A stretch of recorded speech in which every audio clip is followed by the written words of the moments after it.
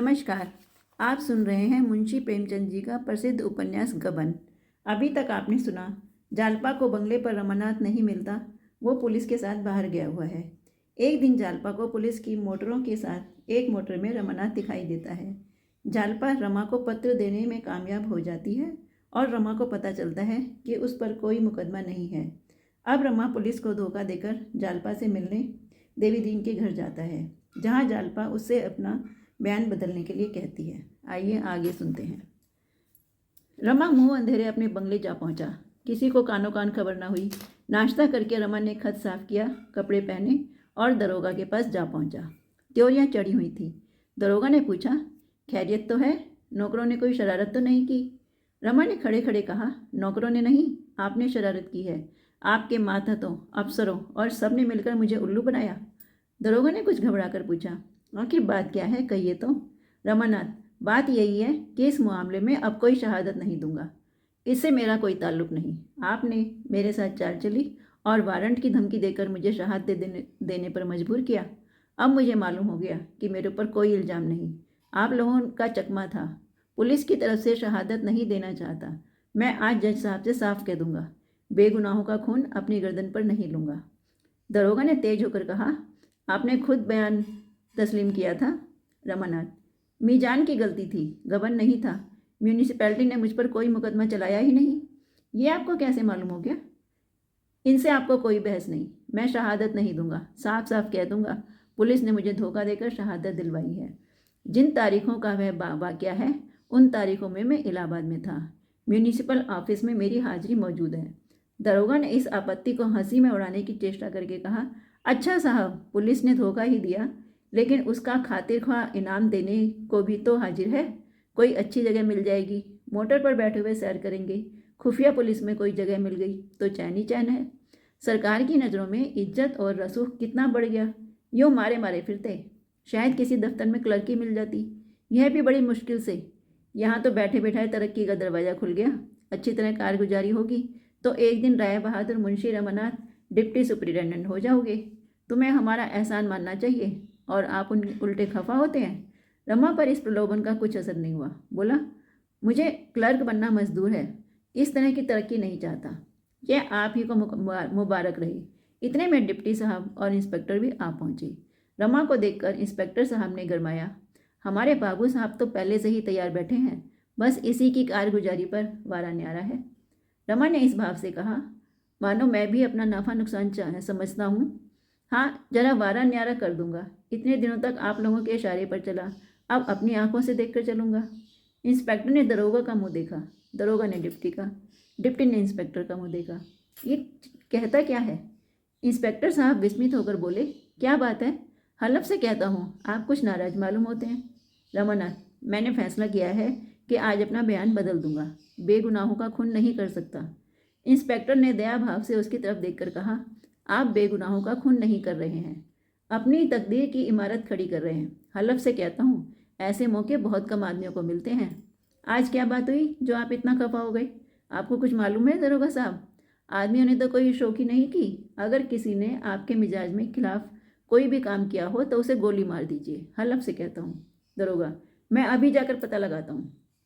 रमानाथ, आप तकलीफ ना करें, मुझे किसी से शिकायत नहीं है। मैं थोड़े से फ़ायदे के लिए अपने ईमान का खून नहीं करना चाहता। 1 मिनट सन्नाटा रहा, किसी को कोई बात नहीं सूझी। दरोगा कोई दूसरा चकमा सोच रहे थे, इंस्पेक्टर कोई दूसरा प्रलोभन, डिप्टी एक दूसरी ही फिक्र में था। रूखेपन से बोला, रमा बाबू, ये अच्छी बात नहीं होगी। रमा ने भी गर्म होकर कहा, आपके लिए ना होगी, मेरे लिए तो सबसे अच्छी बात यही है। डिप्टी, नहीं, आपका वास्ते इससे बुरा दूसरा बात नहीं है। हम तुमको छोड़ेगा नहीं। हमारा मुकदमा चाहे बिगड़ जाए, लेकिन हम तुमको ऐसा लहसन दे देगा कि तुम उम्र भर ना भूलेगा। आपको वही गवाही देना होगा जो आप दिया। अगर तुम कुछ गड़बड़ करेगा, कुछ भी गोलमाल किया, तो हम तुम्हारे साथ दूसरा बर्ताव करेगा। एक रिपोर्ट में तुम यूँ चला जाएगा। यह कहते हुए उसने आंखें निकालकर रमा को देखा, मानो कच्चा ही खा जाएगा। रमा सहम उठा। इन आतंक से भरे शब्दों ने उसे विचलित कर दिया। यह सब कोई झूठा मुकदमा चलाकर उसे फंसा दें तो उसकी कौन रक्षा करेगा? उसे ये आशा नहीं थी कि डिप्टी साहब, जो शील और विनय के पुतले बने हुए थे, एक बारगी यह रुद्र रूप धारण कर लेंगे, मगर वह इतनी आसानी से दबने वालों में से न था। तेज होकर बोला, आप मुझसे ज़बरदस्ती शहादत दिलवाएंगे? डिप्टी ने पैर पटकते हुए कहा, हाँ ज़बरदस्ती दिलाएगा। रमानाथ, ये अच्छी दिल लगी है। डिप्टी, तो तुम पुलिस को धोखा देना दिल लगी समझता है? अभी 2 गवाह देकर साबित कर सकता है कि तुम राजद्रोह की बात कर रहा था। बस चला जाएगा 7 साल के लिए। चक्की पीसते पीसते हाथ में गड्ढा पड़ जाएगा। ये चिकना चिकना गाल नहीं रहेगा। रमा जेल से डरता था। जेल जीवन की कल्पना ही उसके रोए खड़े कर देती। जेल ही के भय से उसने यह गवाही देनी स्वीकार की थी, और वही भय इस वक्त भी उसे कातर लगने लगा। डिप्टी भाव विज्ञान का ज्ञाता था। आसन का पता पा गया। बोला, यहाँ हलवा पूरी नहीं पाएगा, धूल मिला हुआ आटा का रोटी, गोभी के सड़े हुए पत्ते का रस और अरहर के दाल का पानी खाने को पावेगा। काल कोठरी का 4 महीना भी हो गया तो तुम बच नहीं सकता, वहीं मर जाएगा। बात बात पर वार्डन गाली देगा, जूतों से पीटेगा। तुम समझता क्या है? रमा का चेहरा फीका पड़ने लगा। मालूम होता था प्रतिक्षण उसका खून सूखता चला जा रहा है। अपनी दुर्बलता पर उसे इतनी ग्लानि हुई कि वह रो पड़ा। कांपती हुई आवाज़ से बोला, आप लोगों की यह इच्छा है तो यही सही, जेल भेज दीजिए। मर ही जाऊंगा ना, फिर तो आप लोगों से मेरा गला छूट जाएगा। जब आप यहाँ तक मुझे तबाह करने पर आमदा हैं तो मैं भी मरने को तैयार हूँ। जो कुछ होना होगा हो जाएगा। उसका मन दुर्बलता की इस दशा को पहुँच गया था जब जरा सी सहानुभूति, जरा सी सहृदयता सैकड़ों धमकियों से कहीं कारगर हो जाती है। इंस्पेक्टर साहब ने मौका ताड़ लिया। उसका पक्ष लेकर डिप्टी से बोले, हलफ से कहता हूँ, आप लोग आदमी को पहचानते तो हैं नहीं, लगते हैं रौब जमाने। इस तरह गवाही देना हर एक समझदार आदमी को बुरा मालूम होगा। यह कुदरती बात है। जिसे जरा भी इज्जत का ख्याल है वह पुलिस के हाथों की कठपुतली बनना पसंद नहीं करेगा। बाबू साहब की जगह मैं होता तो मैं भी ऐसा ही करता। लेकिन इसका मतलब ये तो नहीं कि ये हमारे खिलाफ शहादत देंगे। आप लोग अपना काम कीजिए, बाबू साहब की तरफ से बेफिक्र रहिए। हल्फ से कहता हूँ। उसने रमा का हाथ पकड़ लिया और बोला, आप मेरे साथ चलिए बाबूजी, आपको अच्छे अच्छे रिकॉर्ड सुनाऊं। रमा ने रूठे हुए बालक की तरह हाथ छुड़ाकर कहा, मुझे दिख ना कीजिए इंस्पेक्टर साहब, अब तो मुझे जेल खाना में मरना है। इंस्पेक्टर ने उसके कंधे पर हाथ रखकर कहा, आप क्यों ऐसी बातें मुंह से निकालते हैं? साहब जेल खाने में जाएं आपके दुश्मन। डिप्टी ने तसमसा भी बाकी न छोड़ना चाहा। बड़े कठोर स्वर में बोला, मानो रमा से कभी का परिचय नहीं है। साहब, यूँ हम बाबू साहब के साथ सब तरह का सलूक करने को तैयार हैं, लेकिन जब यह हमारे खिलाफ गवाह देगा, हमारा जड़ खो देगा, तो हम भी कार्रवाई करेगा, जरूर से करेगा, कभी छोड़ नहीं सकता। इसी वक्त सरकारी एडवोकेट और बैरिस्टर मोटर से उतरे। रतन पत्रों में जालपा को तो ढांढस देती रहती थी, पर अपने विषय में कुछ नहीं लिखती थी। जो आप ही व्यथित हो रही हो उसे अपनी व्यथाओं की कथा क्या सुनाती? वही रतन जिसने रुपयों की कभी कोई हैसियत न समझी, इस एक ही महीने में रोटियों की भी मोहताज हो गई थी। उसका वैवाहिक जीवन बहुत सुखी ना हो, पर उसे किसी बात का अभाव नहीं था। मरियल घोड़े पर सवार होकर भी यात्रा पूरी हो सकती है, अगर सड़क अच्छी हो, नौकर चाकर, रुपये पैसे और भोजन आदि की सामग्री साथ हो, घोड़ा भी तेज हो तो पूछना ही क्या। रतन की दशा उसी सवार की सी थी। उसी सवार की भांति वह मंद गति से अपनी जीवन यात्रा कर रही थी। कभी कभी वह घोड़े पर झुंझलाती होगी। दूसरे सवारों को उड़े जाते देखकर उसकी भी इच्छा होती होगी कि मैं भी इसी तरह उड़ूं, लेकिन वह दुखी न थी। अपने नसीबों को रोती भी नहीं थी।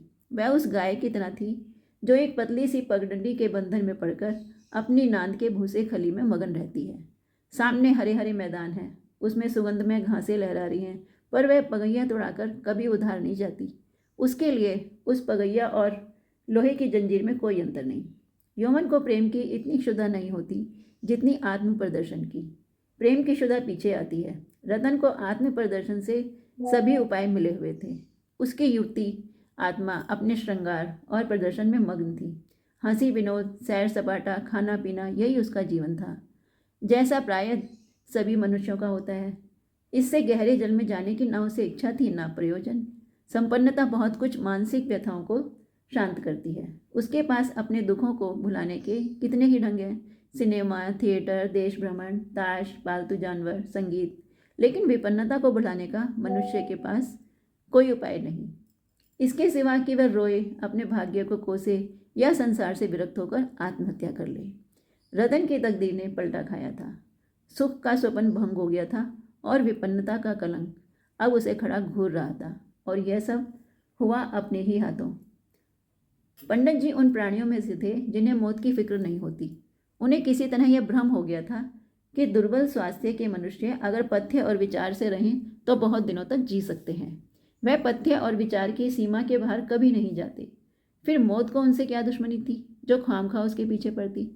अपनी वसीयत लिख डालने का ख्याल उन्हें उस वक्त आया जब वह मरणासन्न हुए, लेकिन रतन वसीयत का नाम सुनते ही इतनी शोकातुर, इतनी भयभीत हुई कि पंडित जी ने उस वक्त टाल जाना ही उचित समझा। तब से फिर उन्हें इतना होश न आया कि वसीयत लिखवाते। पंडित जी के देहावसन के बाद रतन का मन इतना विरक्त हो गया कि उसे किसी बात की सुधबुद्धि नहीं रही।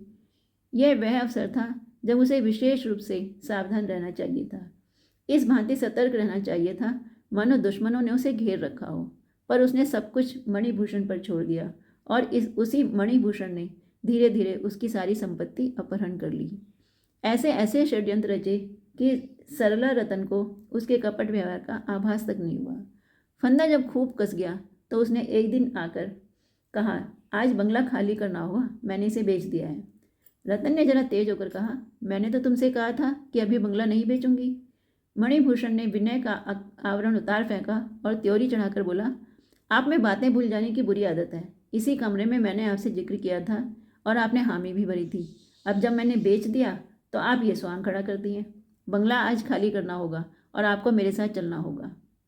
मैं अभी यहीं रहना चाहती हूँ। मैं आपको यहाँ नहीं रहने दूंगा। मैं तुम्हारी लोंडी नहीं हूँ। आपकी रक्षा का भार मेरे ऊपर है। मैंने अपनी कुल की मर्यादा रक्षा के लिए आपको अपने साथ लेके जाऊंगा।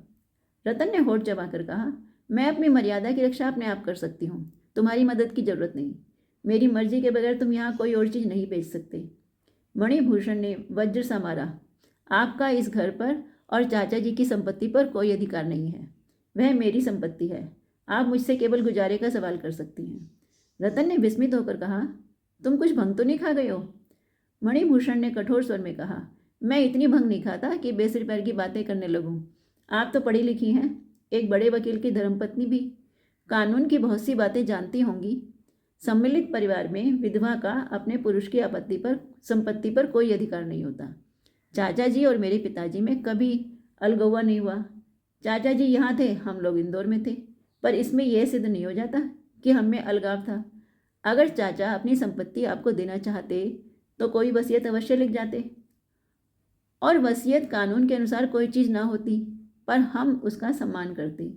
उनका कोई वसीयत न करना साबित कर रहा है कि वह कानून के साधारण व्यवहार में कोई बाधा नहीं डालना चाहते थे। आज आपको बंगला खाली करना होगा। मोटर और अन्य वस्तुएं भी नीलाम कर दी जाएंगी। आपकी इच्छा हो मेरे साथ चलें या रहें। यहाँ रहने के लिए आपको 10-11 रुपये का मकान काफ़ी होगा। गुजारे के लिए 50 रुपये महीने का प्रबंध मैंने कर दिया है। लेना देना चुका लेने के बाद इससे ज़्यादा की गुंजाइश ही नहीं है। रतन ने कोई जवाब नहीं दिया। कुछ देर तक हदबुद्धी सी बैठी रही, फिर मोटर मंगवाई और सारे दिन वकीलों के पास दौड़ती फिरी। पंडित जी के कितने ही वकील मित्र थे, सभी ने उसका वृतांत सुनकर खेद प्रकट किया और वकील साहब ने के वसीयत ना लिख जाने पर हैरत करते रहे। अब उसके लिए एक ही उपाय था, वे यह सिद्ध करने की चेष्टा करे कि वकील साहब और उनके भाई में अलहदगी हो गई थी। अगर यह सिद्ध हो गया, और सिद्ध हो जाना बिल्कुल आसान था, तो रतन उस संपत्ति की स्वामिनी हो जाएगी, और अगर वह यह सिद्ध ना कर सकी तो इसके लिए कोई चारा नहीं था। अभाग्नि रतन लौट आई। उसने निश्चय किया, जो कुछ मेरा नहीं है उसे लेने के लिए मैं झूठ का आश्रय न लूँगी, किसी भी तरह नहीं। मगर ऐसा कानून बनाया किसने? क्या स्त्री इतनी नीच, इतनी तुच्छ, इतनी नगण्य है? क्यों? दिन भर रतन चिंता में डूबी रही, मौन बैठी रही। इतने दिनों वह अपने को इस घर की स्वामिनी समझती रही। कितनी बड़ी भूल थी। पति के जीवन में जो लोग उसका मुंह ताकते थे वे आज उसके भाग्य के विधाता हो गए। ये घोर अपमान रतन जैसी माननीय स्त्री के लिए असह्य था। माना कमाई पंडित जी की थी, पर यह गांव तो उसी ने खरीदा था। उनमें से कोई मकान तो उसके सामने ही बने। उसने यह एक क्षण के लिए भी न ख्याल किया था कि एक दिन यह जायदाद मेरी जीविका का आधार बनेगी। इतनी भविष्य चिंता वह कर ही सकती थी। उसे इस जायदाद के खरीदने में, उसके संवारने और सजाने में वही आनंद आता था जो माता अपनी संतान को फलते फूलते देखकर पाती है। उसमें स्वार्थ का भाव नहीं था, केवल अपनेपन का गर्व था, वही ममता थी। पर पति की आंखें बंद होते ही उसके पाले और गोद के खिलाए बालक भी उसकी गोद से छीन लिए गए। उसका उन पर कोई अधिकार नहीं। अगर वह जानती कि एक दिन यह कठिन समस्या उसके सामने आ जाएगी तो वह चाहे रुपये को लुटा देती या दान कर देती, पर संपत्ति की कील अपनी छाती पर न गाड़ती। पंडित जी की ऐसी कौन बहुत बड़ी आमदनी थी? क्या गर्मियों में वह शिमले न जा सकती थी? क्या 2-4 और नौकर न रखे जा सकते थे? अगर वह गहने ही बनवाती तो एक एक मकान के मूल्य का एक एक गहना बनवा सकती थी। पर उसने इन बातों को कभी भी उचित सीमा से आगे नहीं बढ़ने दिया। केवल यही स्वप्न देखने के लिए, यही स्वप्न, इसके सिवा और था ही क्या? जो कल उसका था उसकी ओर आज आंखें उठाकर वह देख नहीं सकती। कितना महंगा था वह स्वप्न। हाँ, वह अब अनाथनी थी। कल तक दूसरों को भीख देती थी, आज उसे खुद भीख मांगनी पड़ेगी और कोई आश्रय नहीं। पहले भी वह अनाथनी थी, केवल भ्रमवश अपने को स्वामिनी समझ रही थी। अब उस भ्रम का सहारा भी नहीं रहा। सहसा विचारों ने पलटा खाया। मैं क्यों अपने को अनाथनी समझ रही हूँ? क्यों दूसरे के द्वार पर भीख मांगूं? संसार में लाखों ही स्त्रियां मेहनत मजदूरी करके जीवन का निर्वाह करती हैं। क्या मैं कोई काम नहीं कर सकती? मैं कपड़ा नहीं सी सकती? किसी चीज़ की छोटी मोटी दुकान नहीं रख सकती? लड़के भी बढ़ा सकती हूँ। यही ना होगा कि लोग हंसेंगे, मगर मुझे उस हंसी की क्या परवाह। यह मेरी हंसी नहीं है, अपने समाज की हंसी है। शाम को द्वार पर कई ठेले वाले आ गए। मणिभूषण ने आकर कहा, चाची जी, आप जो जो चीज़ें कहें लदवा कर भिजवा दूँ। मैंने एक मकान ठीक कर लिया है। रतन ने कहा, मुझे किसी चीज़ की ज़रूरत नहीं, ना तो मेरे लिए मकान लो। जिस चीज़ पर मेरा कोई अधिकार ही नहीं है वह मैं हाथ से भी नहीं छू सकती। मैं अपने घर से कुछ लेकर नहीं आई थी, उसी तरह लौट जाऊंगी। मणिभूषण ने लज्जित होकर कहा, आपका सब कुछ है, ये आप कैसे कहती हैं कि आपका कोई अधिकार नहीं? आप ये मकान देख लें, 15 रुपये किराया है। मैं तो समझता हूँ आपको कोई कष्ट ना होगा। जो जो चीज़ें आप कहें मैं पहुँचा दूँ। रतन ने व्यंग में आंखों से देखकर कहा, तुमने 15 रुपये का मकान मेरे लिए व्यर्थ लिया। इतना बड़ा मकान लेकर मैं क्या करूँगी? मेरे लिए एक कोठरी काफ़ी है, जो 2 रुपये में मिल जाएगी। सोने के लिए ज़मीन है। दया का बोझ सिर पर जितना कम हो उतना ही अच्छा। मणिभूषण ने बड़े विनम्र भाव से कहा, आखिर आप चाहती क्या हैं? उसे कहिए तो। रतन उत्तेजित होकर बोली, मैं कुछ नहीं चाहती।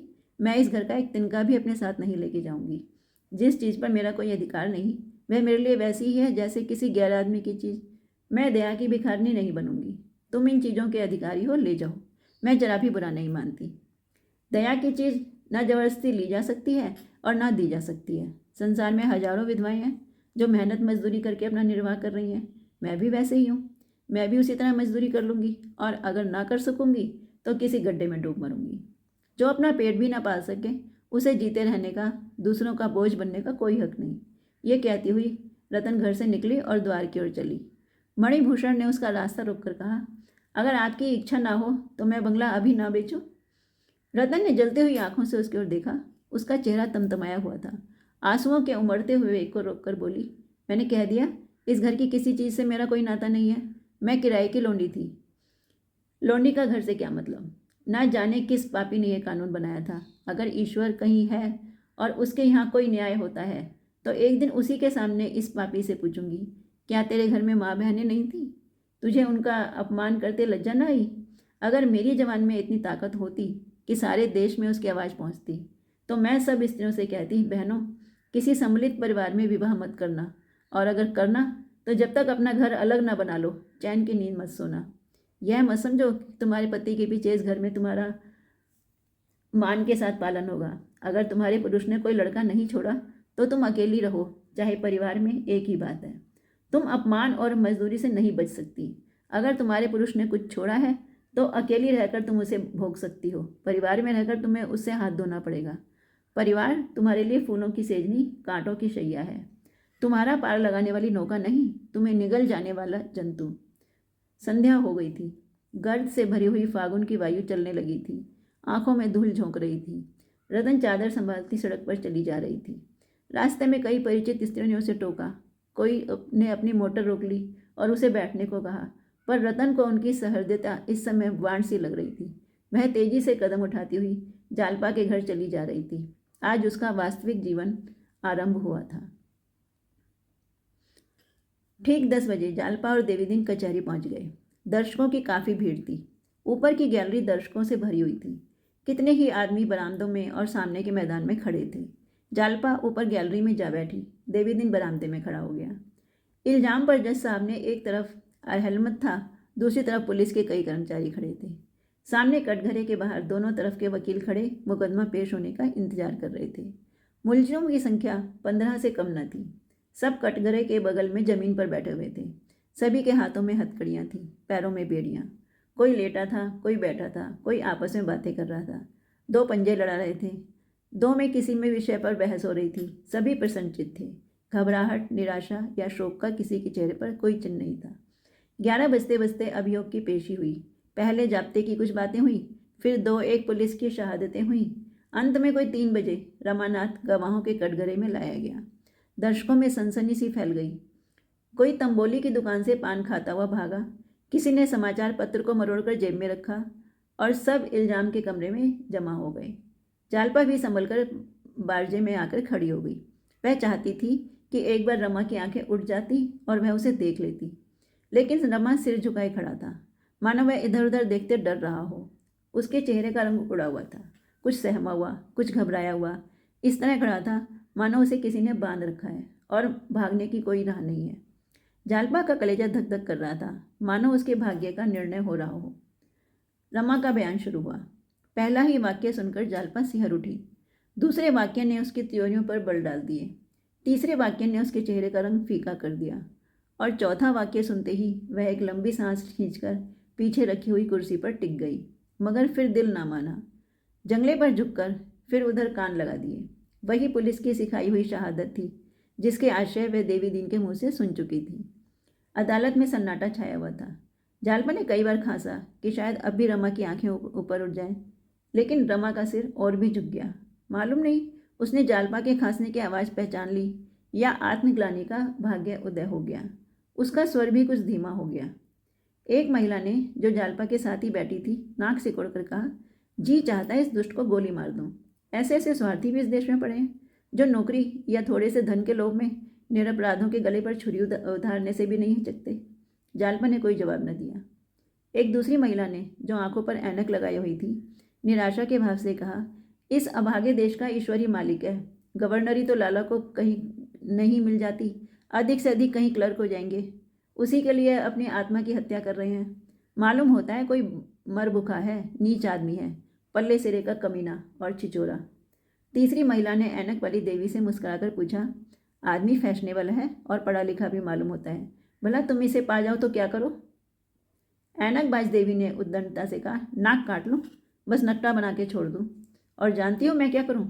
नहीं, शायद गोली मार दोगी। ना, गोली ना मारूं, सरे बाजार खड़ा करके 500 जूते लगवाऊं, चांद गंजी हो जाए। उस पर तुम्हें जरा भी दया नहीं आएगी? तय कुछ कम दिया है। उसकी पूरी सजा तो यह है कि किसी ऊंची पहाड़ी से ढकेल दिया जाए। अगर ये महाशय अमेरिका में होते तो जिंदा जला दिए जाते। एक वृद्धा ने इन युवतियों का तिरस्कार करके कहा, क्यों व्यर्थ में मुंह खराब करती हो? वह घृणा के योग्य नहीं, दया के योग्य है। देखती नहीं हो उसका चेहरा कैसा पीला हो गया है, जैसे कोई उसका गला दबाए हुए हो। अपनी माँ या बहन को देख ले तो जरूर रो पड़े। आदमी दिल का बुरा नहीं है। पुलिस ने धमकाकर उसे सीधा किया हुआ है। मालूम होता है एक एक शब्द उसके हृदय को चीर चीर कर निकल रहा है। ऐनक वाली महिला ने व्यंग किया, जब अपने गांव पांव काटा चुभता है तब आह निकलती है। जालपा वहाँ न ठहर सकी। एक एक बात चिंगारी की तरह उसके दिल पर गगोले डाल देती थी। ऐसा जी चाहता था कि उसी वक्त उठकर कह दे, ये महाशय बिल्कुल झूठ बोल रहे हैं, सरासर झूठ, और इसी वक्त इसका सबूत दे दे। वह इस आवेश को पूरे बल से दबाए हुए थी। उसका मन अपनी कायरता पर उसे धिक्कार रहा था। क्यों वह इसी वक्त सारा वृत्तांत नहीं कह सुनाती? पुलिस उसकी दुश्मनी हो जाएगी। हो जाए, कुछ तो अदालत को ख्याल होगा। कौन जाने इन गरीबों की जान बच जाए। जनता को तो मालूम हो जाए कि यह झूठी शहादत है। उसके मुंह से एक बार आवाज़ निकलते निकलते रह गई। परिणाम की वजह से उसकी जवान पकड़ ली। आखिर उसने वहाँ से उठकर चले जाने में ही अपनी कुशल समझी। देवी दीन उसे उतरते देखकर बरामदे में चला आया और दया से सने हुए स्वर में बोला, क्या घर चलती हो बहू जी? जालपा ने आंसुओं के वेग को रोककर कहा, हाँ, यहाँ अब और नहीं बैठा जाता। अहाते के बाहर निकलकर देवी दीन ने जालपा को सांत्वना देने के इरादे से कहा, पुलिस ने जिसे एक बार बूटी सुंघा दी उस पर किसी दूसरी चीज़ का असर नहीं होता। जालपा ने घृणा के भाव से कहा, यह सब कायरों के लिए है। कुछ दूर दोनों चुपचाप चलते रहे। सहसा जालपा ने कहा, क्यों दादा, अब और तो कहीं अपील नहीं होगी? कैदियों का यही फैसला हो जाएगा? देवी दीन इस प्रश्न का आशय समझ गया। बोला, नहीं, हाई कोर्ट में अपील हो सकती है। फिर कुछ दूर तक दोनों चुपचाप चलते रहे। जालपा एक वृक्ष की छांव में खड़ी हो गई और बोली, दादा, मेरा जी चाहता है आज जज साहब से मिलकर सारा हल कह दूं। शुरू से जो कुछ हुआ सब कह सुनाऊं? मैं सबूत दे दूंगी, तब तो मानेंगे? देवी दीन ने आंखें गाड़ कर कहा, जज साहब से? जालपा ने उसकी आंखों से आंखें मिलाकर कहा, हाँ। देवी दीन ने दुविधा में पड़कर कहा, मैं इस बारे में कुछ नहीं कह सकता बहू जी। हाकिम का वास्ता न जाने चित पड़े या पट। जालपा बोली, क्या पुलिस वालों से ये नहीं कह सकता कि तुम्हारा गवाह बनाया हुआ है? कह तो सकता है। तो आज मैं उनसे मिलूं? मिल तो लेता है। चलो कोशिश करेंगे, लेकिन मामला जोखिम है। क्या जोखिम है बताओ? भैया पर कहीं झूठी गवाही का इल्ज़ाम लगाकर सजा कर दे तो कुछ नहीं, जो जैसा करे वैसा भरे। देवी दीन ने जालपा की इस निर्ममता पर चकित होकर कहा, एक दूसरा खटका भी है, सबसे बड़ा डर उसी का है। जालपा ने उद्यत भाव से पूछा, वह क्या? देवी दीन, पुलिस वाले बड़े कायर होते हैं। किसी का अपमान कर डालना तो उनकी दिल लगी है। जज साहब पुलिस कमिश्नर को बुलाकर यह सब हाल कहेंगे जरूर। कमिश्नर सोचेंगे कि ये औरत सारा खेल बिगाड़ रही है, इसी को गिरफ्तार कर लो। जज अंग्रेज होता तो निडर होकर पुलिस की तंबीह करता। हमारे भाई तो ऐसे मुकदमे में चू करते डरते हैं कि कहीं हमारे ही ऊपर बगावत का इल्ज़ाम न लग जाए। यही बात है। जज साहब पुलिस कमिश्नर से ज़रूर कह सुनाएंगे। फिर यह तो ना होगा कि मुकदमा उठा लिया जाए, यही होगा कि क्लर्क न खुलने पाए। कौन जाने तुम्ही को गिरफ्तार कर लें। कभी कभी जब गवाह बदलने लगता है या कलई खोलने पर उताई हो जाती है तो पुलिस वाले उसके घर वालों को दबाते हैं। इनकी माया अपरंपार है। जालपा सहम उठी। अपनी गिरफ्तारी का उसे भय न था, लेकिन कहीं पुलिस वाले रमा पर अत्याचार ना करें, इस भय ने उसे कातर कर दिया। उसे इस समय ऐसी थकान मालूम हुई मानो सैकड़ों कोस की मंजिल मारकर आई हो। उसका सारा सा उत्साह बर्फ के समान पिघल गया। कुछ दूर आगे चलने के बाद उसने देवीदीन से पूछा, अब तो उनसे मुलाकात नहीं हो पाएगी? देवीदीन ने पूछा, भैया से? हाँ, किसी तरह नहीं। पहरा और कड़ा कर दिया होगा। चाहे उस बंगले को ही छोड़ दिया तो और सब उनसे मुलाकात हो भी गई तो क्या फ़ायदा। अब किसी तरह अपना बयान नहीं बदल सकती, दरोगलगी में फंस जाएंगे। कुछ दूर और चलकर जालपा ने कहा, मैं सोचती हूँ घर चली जाऊँ, यहाँ रहकर अब क्या करूँगी? देवी दीन ने करुणा भरी आंखों से उसे देखकर कहा, नहीं बहू, अभी नहीं जाने दूंगा। तुम्हारे बिना अब हमारे यहाँ पल पर भी जीना लगेगा। बुढ़िया तो रो रो कर प्राण ही दे देगी। अभी यहीं रहो, देखो क्या फैसला होता है। भैया को मैं इतना कच्चे दिल का आदमी नहीं समझता था। तुम लोगों की बिरादरी में सभी सरकारी नौकरी पर जान देते हैं। मुझे तो कोई 100 रुपया भी तलब दे तो नौकरी ना करूं। अपने रोजगार की बात ही दूसरी है, इसमें आदमी कभी नहीं थकता है कि नहीं। नौकरी में जहाँ 5 से 6 घंटे हुए कि देह टूटने लगती है, जम्हाइयाँ आने लगती हैं। रास्ते में और कोई बातचीत ना हुई। जालपा का मन अपनी हार मानने के लिए किसी तरह राजी नहीं होता था। वह परास्त होकर भी दर्शक की भांति यह अभिनय देखने से संतुष्ट नहीं हो सकती थी। वह इस अभिनय में सम्मिलित होने और अपना पार्ट खेलने के लिए विवश हो रही थी। क्या एक बार फिर रमाकांत से मुलाकात हो पाएगी? उसके हृदय में उन जलते हुए शब्दों का एक सागर उमड़ पड़ा जो वह उनसे कहना चाहती थी। उसे रमा पर जरा भी दया नहीं थी, उनसे रत्ती भर सहानुभूति न होती थी। वह उससे कहना चाहती थी, तुम्हारा धन और वैभव तुम्हें मुबारक। जालपा उसे पैरों से ठुकराती है। तुम्हारे खून से रंगे हुए हाथों के स्पर्श से मेरी देह में छाले पड़ जाएंगे। जिसने धन और पद के लिए अपनी आत्मा बेच दी, उसे मैं मनुष्य नहीं समझती। तुम मनुष्य नहीं, पशु हो। तुम कायर हो, कायर। जालपा का मुखमंडल तेजमय हो गया। गर्व से उसकी गर्दन तन गई। ये शायद समझते होंगे, जालपा जिस वक्त मुझे झब्बेदार पगड़ी बांधे घोड़े पर सवार देखेगी, फूली न समाएगी। जालपा इतनी नीच है? तुम घोड़े पर नहीं, आसमान में उड़ो। मेरी आंखों में हत्यारे हो, पूरे हत्यारे। जिसने अपनी जान बचाने के लिए इतने आदमियों की गर्दन पर छुरी चलाई, मैंने चलते चलते समझाया था, उसका कुछ भी असर नहीं हुआ। ओह, तुम कितने धन लोलुप हो, इतने लोभी। कोई हर्ज नहीं। जालपा अपने पालन और रक्षा के लिए तुम्हारी मोहताज नहीं। इन्हीं संतप्त भावनाओं में डूबी हुई जालपा घर पहुंची। धन्यवाद। जल्द ही मिलते हैं गमन के अगले एपिसोड के साथ।